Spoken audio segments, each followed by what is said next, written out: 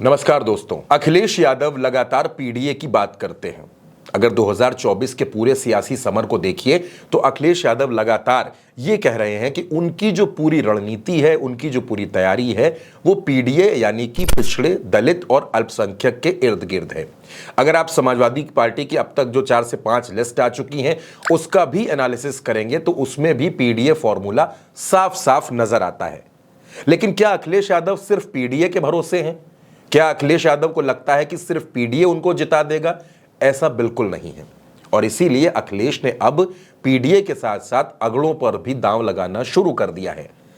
हालांकि ये कोशिश उन्होंने बहुत पहले कर दी थी।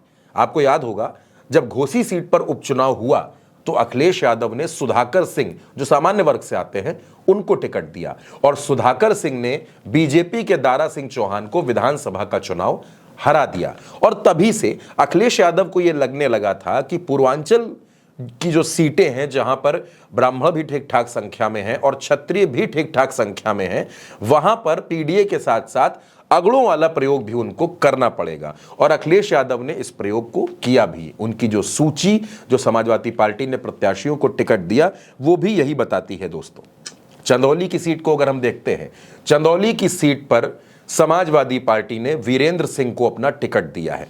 वीरेंद्र सिंह राजपूत बिरादरी से आते हैं, लेकिन चंदौली की सीट पर जो यादव वोटों का समीकरण है, वहां जो यादव वोट है, अगर हम उस पर नजर डालें तो चंदौली में तकरीबन 3 लाख यादव मतदाता हैं और इसके साथ साथ 1 लाख ठाकुर और 1 लाख ब्राह्मण हैं।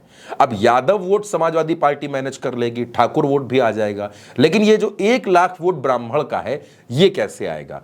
तो अखिलेश यादव ने इसके लिए भी एक प्लान तैयार किया। वो प्लान क्या है?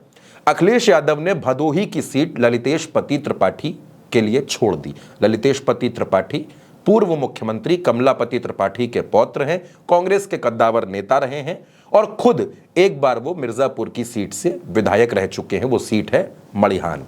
अब ललितेश पति त्रिपाठी के लिए भदोही की सीट छोड़ी तो जाहिर सी बात है कि ललितेश पति का प्रभाव चंदौली की सीट पर भी रहेगा। यानी चंदौली की सीट पर ठाकुर मतदाताओं को खुश करने की पूरी कोशिश और भदोही की सीट ललितेश पति त्रिपाठी को देकर वहां के ब्राह्मण वर्ग को रिझाने की पूरी कोशिश। अब भदोही का समीकरण क्या कहता है? भदोही का समीकरण यह कहता है कि भदोही की सीट पर तकरीबन 3.5 लाख ब्राह्मण मतदाता है।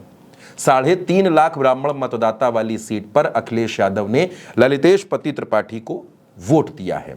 अब भदोही की सीट का समीकरण क्या कुछ कहता है, वो भी हम आपको बता देते हैं, क्योंकि इस सीट पर तकरीबन 2.5 लाख मुस्लिम वोटर्स भी हैं। यानी ब्राह्मण, मुस्लिम, यादव, इनका जो पूरा एक समीकरण तैयार होता है वो समाजवादी पार्टी के पक्ष में नजर आता है। यानी अखिलेश ने ठाकुर और ब्राह्मण दोनों को साधने की कोशिश की है। और अगर थोड़ा सा आगे हम चलते हैं आजमगढ़ की सीट पर, आजमगढ़ में अखिलेश यादव ने क्या किया? आजमगढ़ में अखिलेश यादव ने धर्मेंद्र यादव को प्रत्याशी बनाया। आप जानते हैं धर्मेंद्र यादव ने लोकसभा का उपचुनाव लड़ा था, लेकिन 8,000 वोटों से उनकी हार हो गई थी। धर्मेंद्र को लड़ाने का फायदा समाजवादी पार्टी को यह है कि उस सीट के आसपास की जो पूरी बेल्ट है, लालगंज की, घोसी की, गाजीपुर, वाराणसी, इन तमाम सीटों पर यादवों में एकजुटता का एक मैसेज जाता है। और पिछली बार जो उपचुनाव लड़े थे शाह आलम और गुड्डू जमाली, उनको समाजवादी पार्टी ने अपने खेमे में शामिल कर लिया और एमएलसी बना दिया।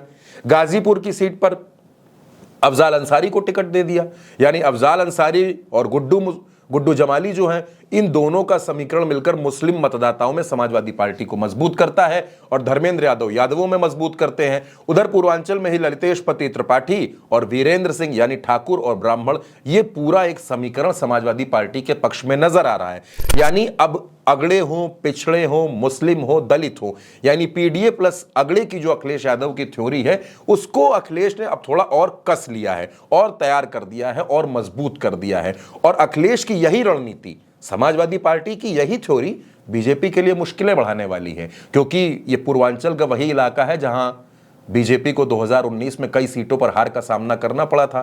चाहे वो आजमगढ़ की सीट हो, चाहे वो गाजीपुर की सीट हो, चाहे वो घोसी की सीट हो, इन तमाम सीटों पर, चाहे लालगंज की सीट हो, इन तमाम सीटों को बीजेपी हार गई थी। और अब ये जो अखिलेश यादव की थ्योरी है, अगले की थ्योरी है, पीडीए को साथ लेकर के चलने की रणनीति है, ये अखिलेश यादव को, समाजवादी पार्टी को और इंडिया अलायंस को बेहद मजबूत कर रही है। यानी बीजेपी का जो अगले वोट पर जो वो एकाधिकार की बात करती है, अब उसमें भी अखिलेश यादव ने सेंधमारी शुरू कर दी है।